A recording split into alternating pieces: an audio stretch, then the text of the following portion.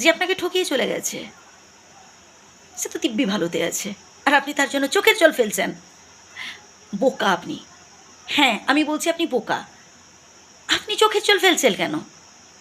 ও চলে গেছে বলে? ও তো দিব্যি ভালোতে আছে, ও তো আরেকজনকে নিয়ে ভালোতে আছে, তাহলে আপনি কেন চোখের জল ফেলছেন? আপনি কেন কাঁদছেন? বরং নিজেকে এমনভাবে তৈরি করুন যাতে কখনো যদি রাস্তায় মুখোমুখি পড়ে, ওই নিজের থেকে মাথা নত করবে, ওই মাথাটা এভাবে ডাউন করবে, আপনার চোখের দিকে তাকাতে পারবে না, লজ্জায় অপমানে নিজের কাছে নিজে অপমানিত হবে, ও নিজেই লজ্জা ফিল করবে।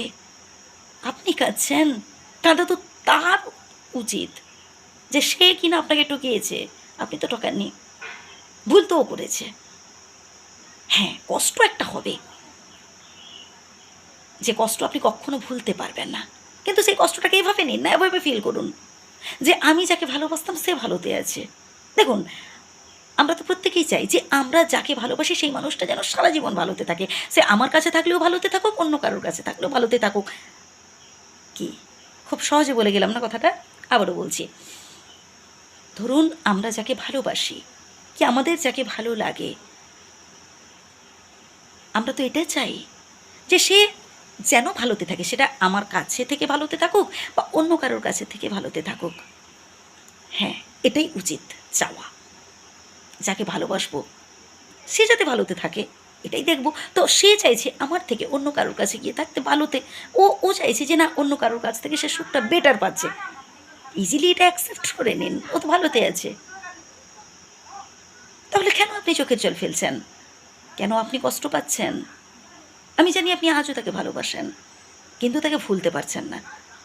দরকার নেই ভোলার, দরকার নেই ভোলার। আপনি তো কোনো অন্যায় করেননি।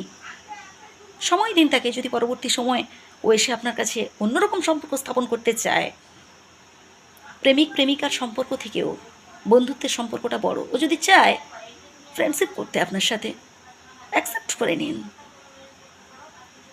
কোনো ব্যাপার নয়।